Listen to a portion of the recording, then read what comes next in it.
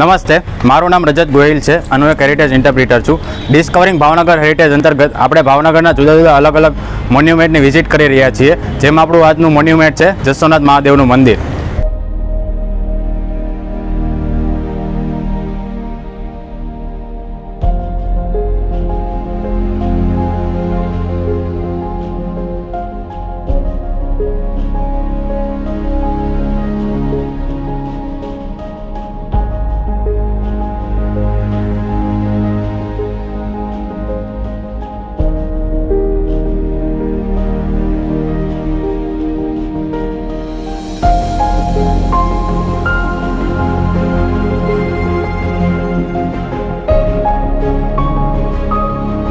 ભાવનગરમાં તમે નોટિસ કરશો તો ઘણા બધા શિવ મંદિર જોવા મળે છે, જેમ કે તખ્તેશ્વર મહાદેવ મંદિર, ભાવનાથ મહાદેવ મંદિર, જસોનાથ મહાદેવ મંદિર. તો આ બધા મંદિરનું નામ છે એ મહારાજા સાહેબ, આપણા જે ભાવનગરના મહારાજા હતા એમના નામ ઉપરથી રાખવામાં આવ્યા છે. એનું મેઇન કારણ છે કે આપણા બધા મહારાજા છે એ બધા શિવ ભક્ત હતા.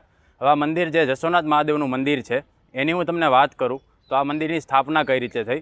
તો આ મંદિરની સ્થાપના 1865માં થયેલી છે, જ્યારે મહારાજા સાહેબ તેમના ગુરુ ભૈરવનાથના કહેવાથી કાશી વિશ્વનાથ પિતૃતર્પણ માટે ગયા હતા. તો ત્યાં તેમણે કાશી વિશ્વનાથ મહાદેવનું મંદિર જોયું અને તેમને ખૂબ જ ગમી ગયું અને તેમણે સંકલ્પ કર્યો કે આવું સેમ ટુ સેમ હું મંદિર મારી પ્રજા માટે ભાવનગરમાં બનાવીશ.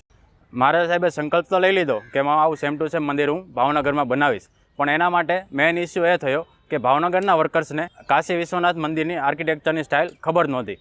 તો મહારાજા સાહેબે કાશી વિશ્વનાથથી ત્યાંના વર્કર્સને બોલાવ્યા અને કાશીના અને ભાવનગરના બંને લેબર્સે ભેગા થઈને આ મંદિરનું બાંધકામ પૂર્ણ કર્યું. અને આ મંદિર છે એ નાગરા સ્ટાઇલમાં બનેલું છે.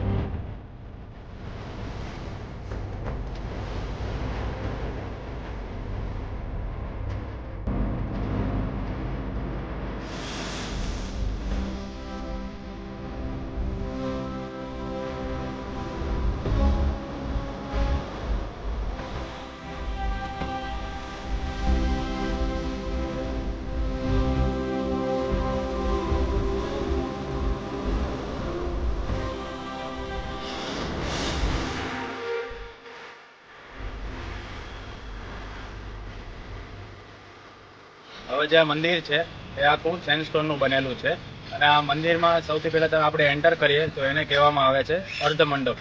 અર્ધમંડપ પછી આવે છે મહામંડપ. મહામંડપ પછી ગર્ભગૃહ. ગર્ભગૃહની ઉપર હોય છે એને કહેવામાં આવે છે શિખર, અને શિખરની સૌથી ઉપર હોય છે કળશ. તો આ જે આખી પેટર્ન છે એ નાગરા સ્ટાઇલમાં તમને જોવા મળશે.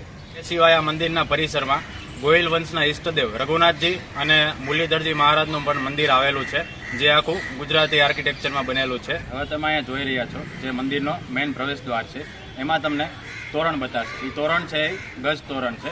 એટલે તોરણ બે પ્રકારના હોય છે, ગજ તોરણ અને મકર તોરણ. એ બે છે ગજ અને મકર, એ બે પાણીને રિલેટેડ છે. એટલે એવું કહી શકાય કે આજુબાજુમાં પાણીનું પ્રમાણ ખૂબ જ સારું હશે. આ મંદિર જ્યારે બન્યું ત્યારે આજુબાજુમાં ચારે બાજુ વનરાજી હતી, અને તમે અત્યારે જે આ બધા મકાન જોઈ રહ્યા છો તો એ સમયે અહીંયા સાધુ સંતોને રહેવા માટે શેલ્ટર્સ બનાવવામાં આવ્યા હતા, અને સાધુ સંતો અહીંયા રોકાઈને ભજન કીર્તન એવું કરતા હતા. અને આઝાદી પછી આ બધા શેલ્ટર્સ છે ગવર્મેન્ટના ઓફિસર્સને અહીંયા રહેવા માટે આપવામાં આવ્યા હતા. તો આજે આપણે માહિતી મેળવી જસોનાથ મહાદેવના મંદિર વિશે.